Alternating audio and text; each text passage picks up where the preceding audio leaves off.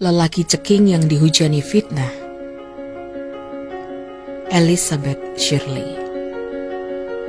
Saya menuliskan ini bukan karena saya pemuja buta. Saya cuma menuliskan pengalaman saya tentang laki-laki ceking yang tiap hari kalian hujani dengan fitnah. Ya, laki-laki yang kalian hina-hina dengan berbagai hujatan. Joko Widodo. Saya mengenalnya jauh sebelum hingar-bingar kampret versus cebong ada. Jauh sebelum itu.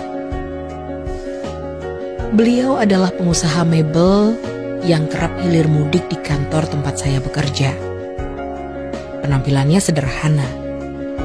Hanya hem putih, lengannya digulung sampai sesiku, lalu dipadu dengan celana jeans. Seingatku, wajahnya tak banyak berubah. Kalau sekarang matanya sedikit sembab, mungkin jadwal padat membuat beliau kurang tidur. Yang paling kuingat dari beliau adalah saat nongol di titian tangga terakhir lantai 2. Senyumnya selalu mengembang. Mau ketemu Bapak? Jempolnya terangkat di antara genggaman 4 jari yang lain. Seperti kebanyakan orang Jawa yang meminta izin kepada orang lain yang dihormati. Lalu, saya akan menjawab, "Ditenggon je Pak." Artinya, "Ditunggu ya Pak, masih ada tamu." Tangan saya mempersilahkannya duduk. Tidak banyak bertanya, tidak banyak menuntut. Tidak pernah sekalipun beliau meminta didahulukan untuk bertemu Pak Bos.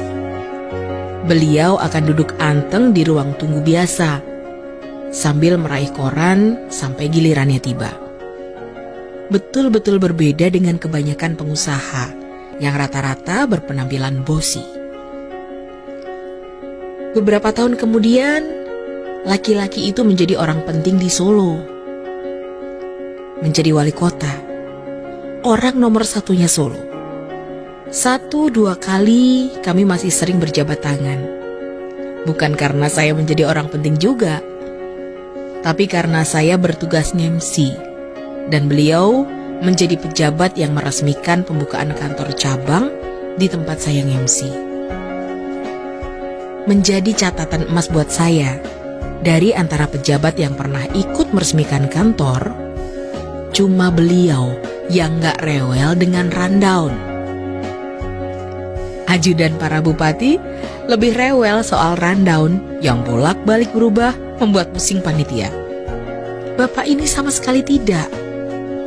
Ajudan hanya menelpon meminta rundown, diperiksa sejenak, lantas ajudan meneruskan pesan beliau.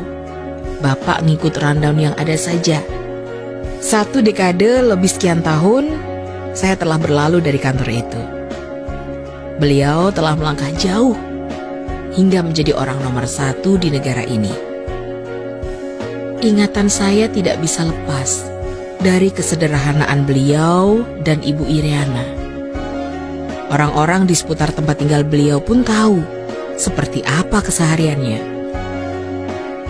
Yang membuat saya heran, ada saja orang-orang yang menutup mata hatinya dan tega menghujat dengan terus secara masif mengedarkan kebohongan dari satu WA grup ke WA grup lain.